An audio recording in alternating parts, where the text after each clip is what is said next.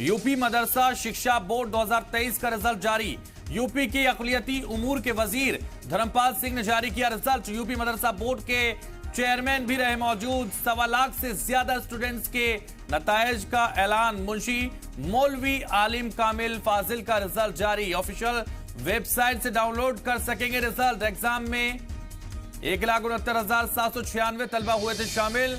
अच्छे नंबर लाने वाले तलबा को दिया जाएगा एजाज। कल सोशल मीडिया पर रिजल्ट से जारी हो गया था रिजल्ट। जो कसूरवार हैं उसको सजा दी गई।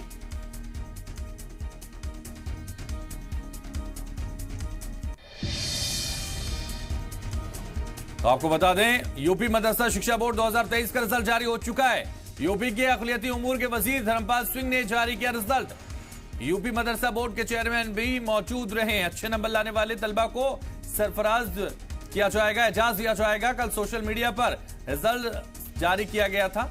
जो कसूरवार हैं उसको सजा दी गई। धर्मपाल सिंह ने कहा जो सोशल मीडिया पर रिजल्ट जारी किया गया था उस पर जो कसूरवार हैं उसमें उनको सजा दी गई है।